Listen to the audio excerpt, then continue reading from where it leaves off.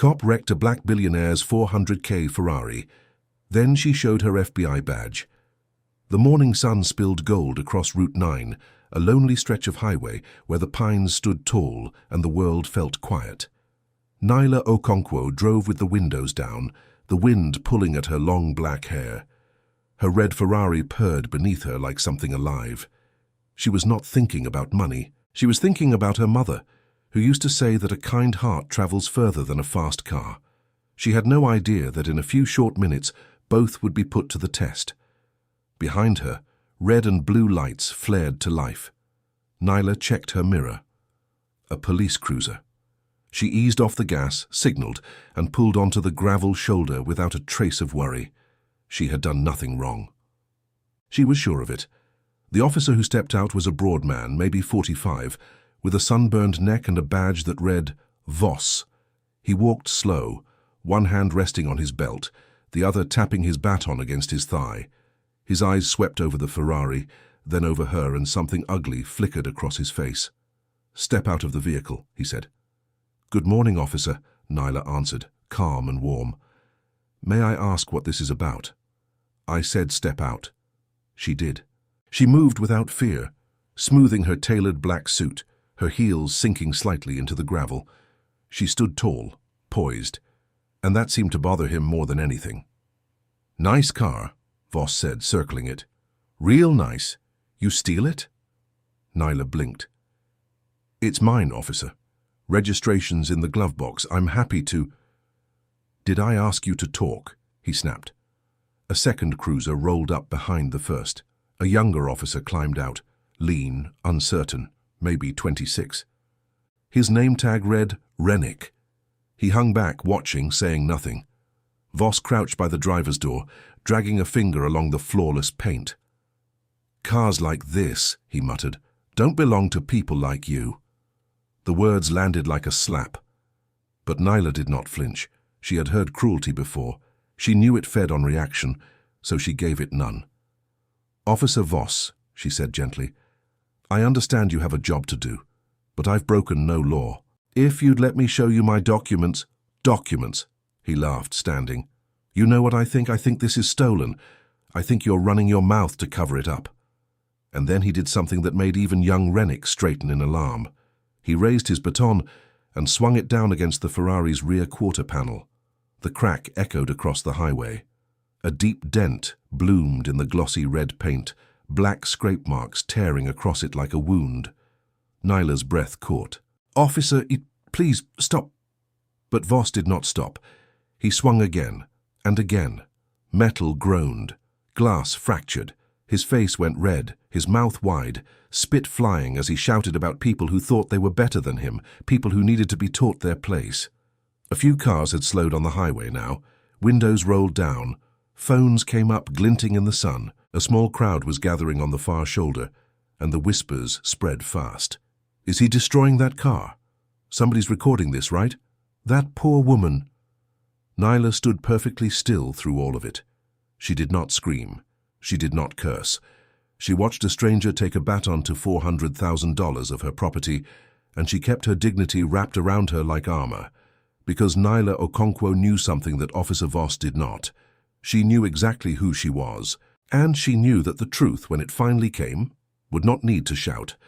Voss finally stepped back, breathing hard, sweat rolling down his temple. He pointed the baton at her. "On your knees," he said.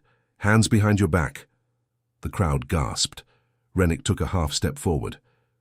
"Voss," he said quietly, "maybe we should just check her." "Shut it, rookie." Nyla looked at the young officer. For one brief moment their eyes met, and she saw it. The discomfort, the doubt, the decency buried under a uniform he was still learning to wear. She gave him the smallest nod as if to say, "It's all right, I know." Then she knelt, slowly, gracefully. On the green grass beside her ruined Ferrari, in her designer suit and diamond earrings, a woman worth more than this entire town knelt in the dirt because a cruel man told her to. And still, she did not break. Voss yanked her wrists together and snapped the cuffs shut too tight on purpose. He leaned down close to her ear. "Not so fancy now, are you?" Nyla turned her head just slightly. Her voice was soft, steady, almost kind. "Officer Voss," she said, "you're going to remember this moment for the rest of your life." He laughed. He actually laughed. He had no idea. The crowd kept filming. The pines swayed. And somewhere in the black leather bag, still sitting on the passenger seat of that battered Ferrari, folded inside a slim wallet, was a badge that would soon turn Officer Voss's entire world upside down. But that revelation was still to come. For now, Nyla knelt in silence, humiliated, handcuffed, and calm as still water, while the man who thought he'd won stood over her, grinning at his own ruin. The handcuffs bit into Nyla's wrists as she knelt in the grass. The metal was warm from the sun, the ground damp beneath her knees. All around her, the world had gone loud, phones held high, voices murmuring, the distant hiss of passing traffic slowing to a crawl. But inside, Nyla was quiet. She breathed slow. She counted the pines. She waited. Officer Voss paced in front of her like a man performing for a crowd he believed was on his side. "Y'all can stop recording," he barked at the bystanders. "Police business. Move along." Nobody moved. If anything, more phones came up. A woman near the front, grey-haired, maybe 70, clutching her purse, called out in a trembling voice, "Officer, she hasn't done anything. Why are you doing this?" Voss spun toward her. "Ma'am, unless you want to join her, keep walking." The old woman flinched but did not leave. She kept her phone raised, her hand shaking, her eyes fixed on Nyla with something close to tears. And Nyla, kneeling, cuffed, humiliated, looked up at the stranger and gave her a soft, grateful smile. "Thank you," Nyla mouthed. "It's all right." That small kindness, offered in the middle of her own suffering, did not go unnoticed. Several people in the crowd lowered their eyes, ashamed that they had only watched. Voss crouched in front of the Ferrari again, running his baton across the shattered taillight. "Gonna have this thing towed," he announced. "Impounded. Evidence in a stolen vehicle case." "It isn't stolen," Nyla said. Her voice was even, reasonable. "Officer, the registration is in the glove compartment. My driver's license is in the black bag on the passenger seat. Everything you need is right there. Please. Just look. I'll look at what I want to look at." Young Officer Rennick shifted his weight. He'd been silent for too long, and it was eating at him. He stepped closer to Voss and lowered his voice. "Hey, we should at least run the plates. If she's telling the truth and this blows up, you worried about your career, rookie?" "I'm worried about hers," Rennick shot back, nodding at Nyla. "She's not fighting us. She's not running her mouth. Guilty people don't act like that." Voss's jaw tightened.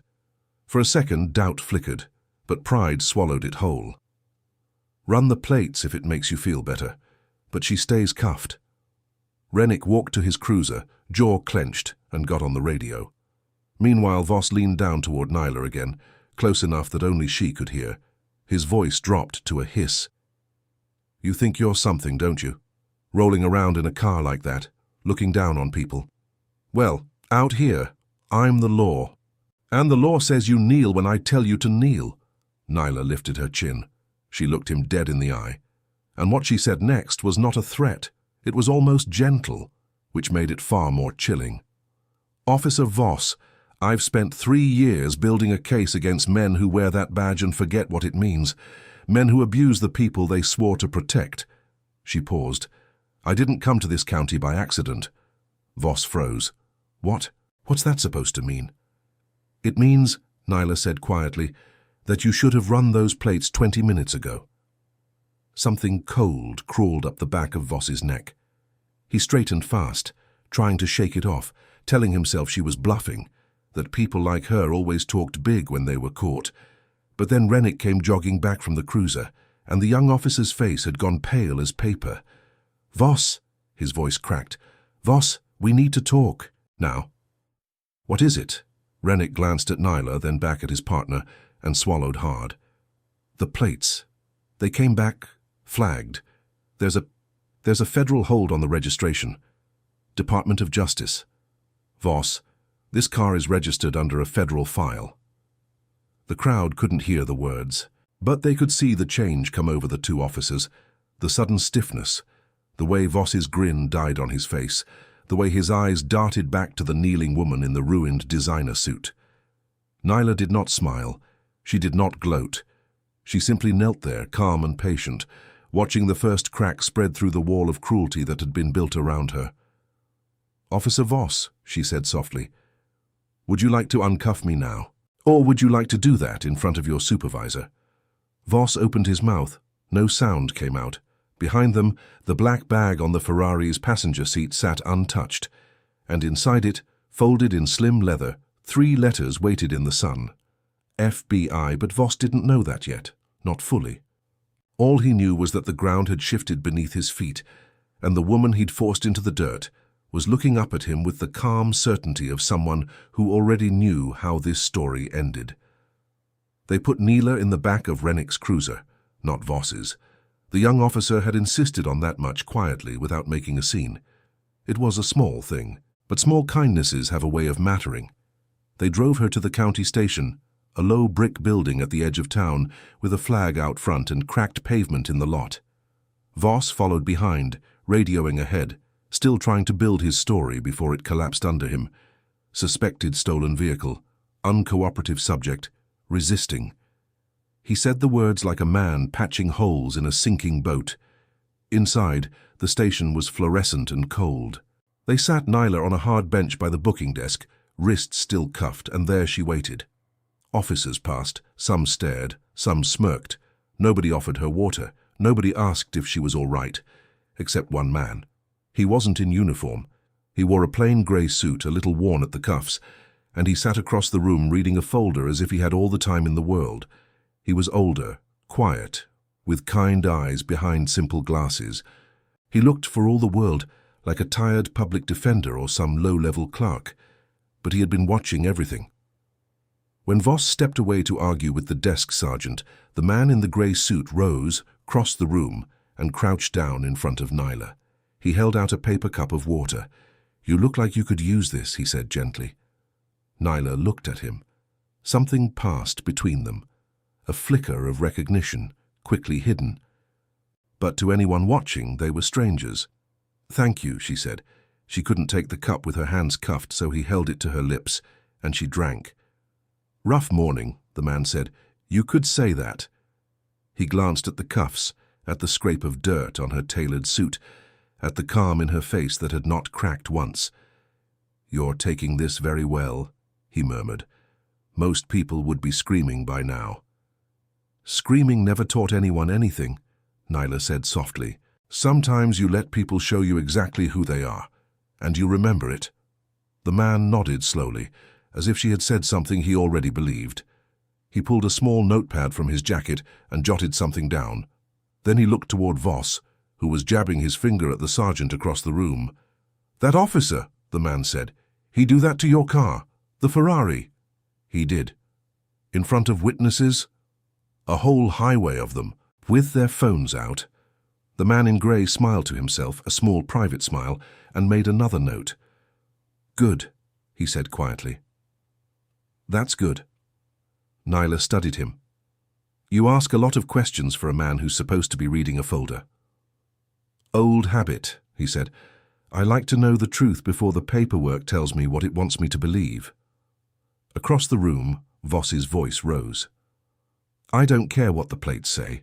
She was driving a stolen vehicle and I want her processed." The sergeant, a weary woman with tired eyes, was shaking her head. "Voss, there's a federal flag. I'm not touching this until I hear from somebody higher up.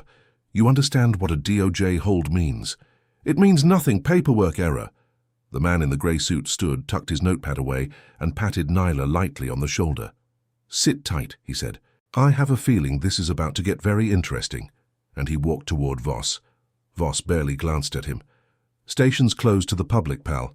Take a seat or take a walk." The man in grey didn't take a seat.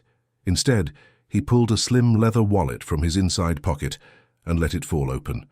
A gold shield caught the fluorescent light. "Special agent in charge, Bureau of Investigation, Public Corruption Unit," the man said, his mild voice suddenly carrying an edge like cold steel. "My name is Agent Thelonious Marsh, and I've been sitting in your station for 40 minutes watching how you treat people, Officer Voss." The room went dead silent. A pen clattered to the floor somewhere. The desk sergeant's mouth fell open. Voss's face drained of color. I'm the second worst thing that's happened to you today, Marsh said. He turned and looked across the room at Nyla, still cuffed on the bench. The worst thing is her. Every head in the room turned. Nyla rose slowly from the bench. She walked forward, wrists still bound behind her, chin high, until she stood face to face with the man who had destroyed her car and forced her into the dirt. "Officer Voss," she said, her voice ringing clear through the frozen room. "Uncuff me, and then reach into the black bag your partner recovered from my car. Go on, open it." Voss's hands shook as he fumbled with the key. The cuffs fell away. Nyla rubbed her wrists once, then nodded toward the bag on the desk. With trembling fingers, Voss unzipped it, pulled out a slim black wallet, opened it, another gold shield, and an ID card that made his knees go weak. Voss stared at the ID card in his shaking hands. The letters swam in front of his eyes, but there was no misreading them. Federal Bureau of Investigation.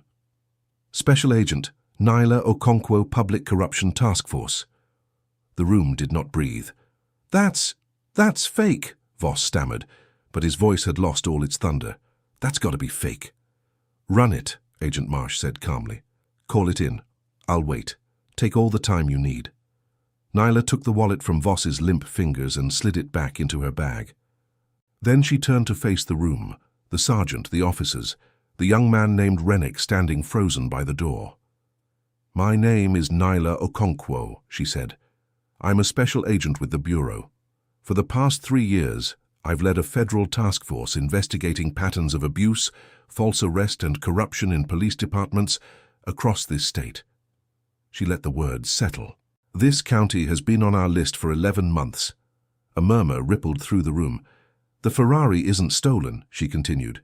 "It's registered to a federal cover identity, which is exactly why the plates came back flagged.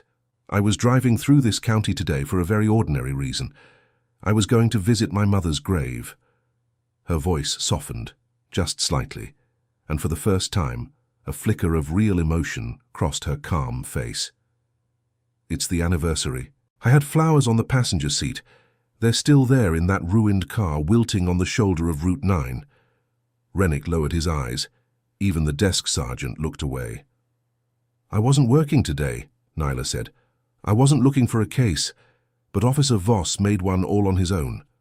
Voss found his voice, and to everyone's disgust, he reached not for an apology, but for a lie. "She was resisting. She was hostile. She threatened me. Ask anybody." He spun toward the crowd of officers. "Tell them. She was combative."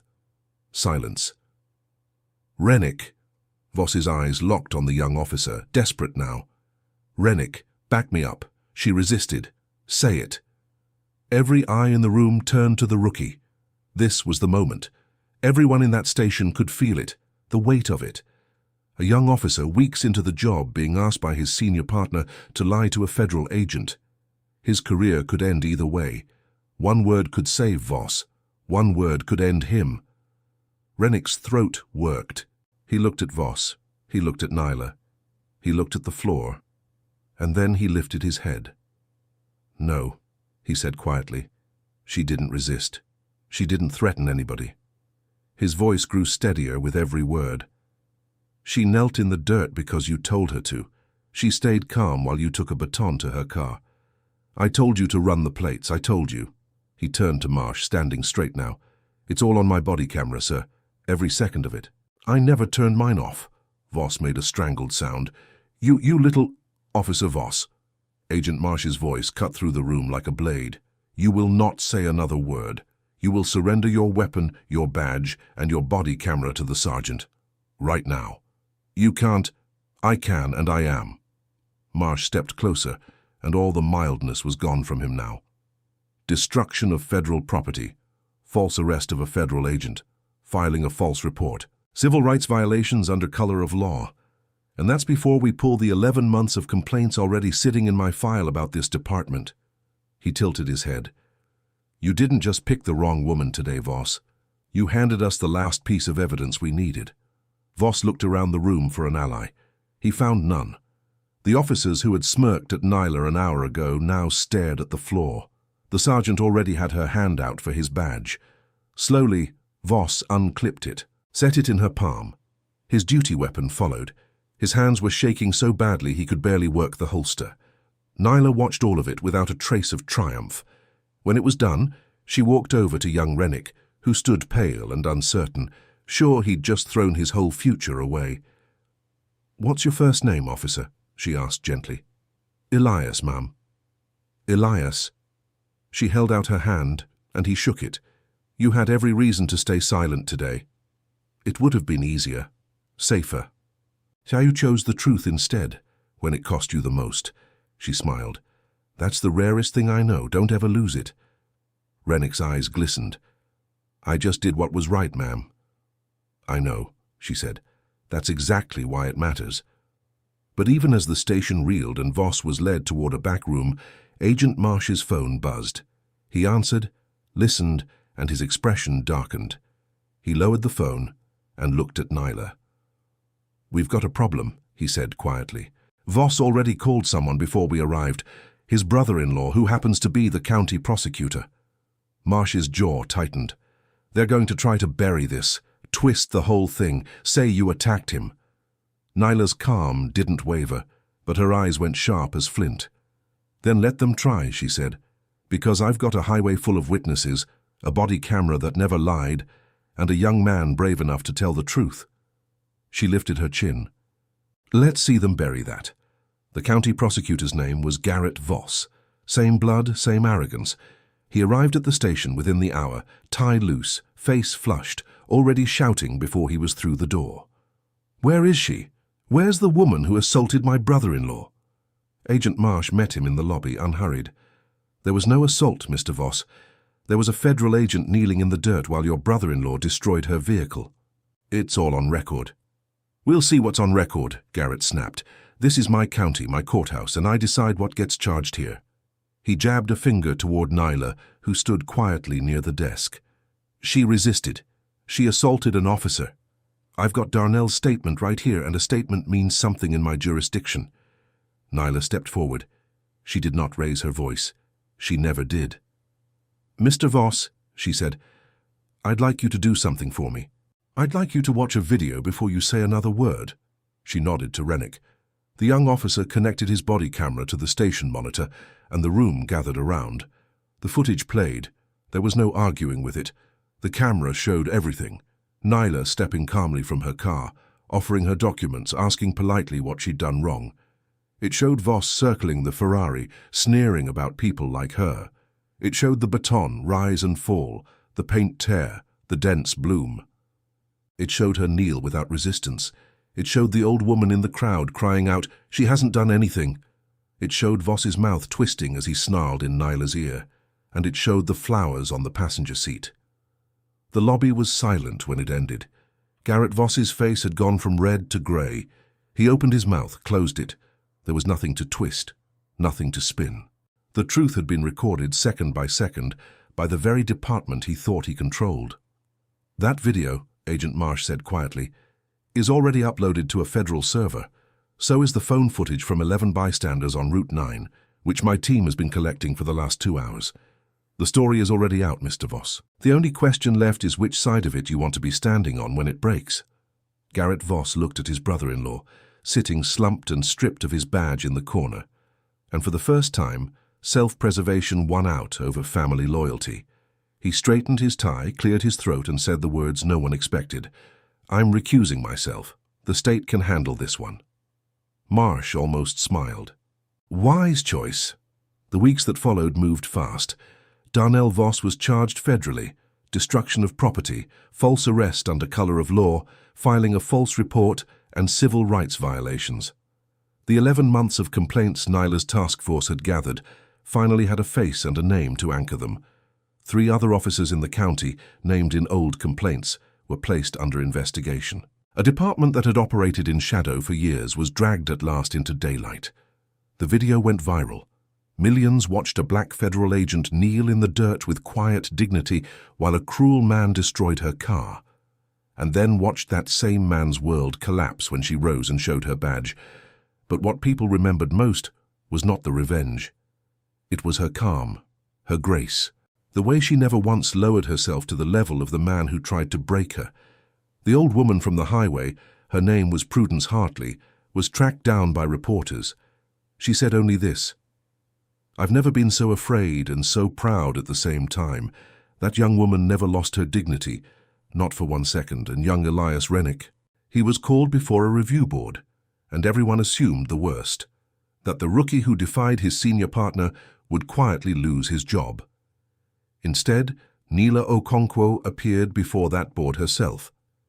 She spoke for 20 minutes about a young officer who chose the truth when a lie would have been easier, who kept his camera running when he could have turned it off, who understood that the badge means nothing without the conscience behind it. Rennick wasn't fired. He was commended. And 6 months later, at Nila's personal recommendation, he was accepted into a federal training program, the youngest recruit in his class. As for Nila, she never did fix the Ferrari. She kept it, dented and scarred, in her garage. When people asked why she didn't repair such an expensive machine, she'd smile and say, "Some scars are worth keeping. They remind you what people showed you about themselves and what you refused to become in return."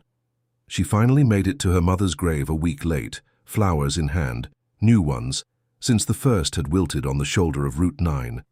She knelt in the grass the same way she'd knelt that day, but this time by choice, and she spoke softly to the woman who had raised her. "You were right, Mama," she whispered. "A kind heart travels further than a fast car, even when the world tries to drag it through the dirt." The wind moved through the trees. The sun was warm.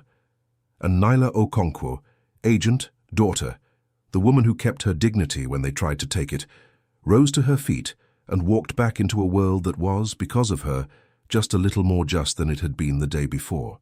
The Cow the End, a story about dignity that doesn't shout, courage that tells the truth when it's hard, and the quiet certainty that cruelty always meets its reckoning, and kindness in the end is never wasted.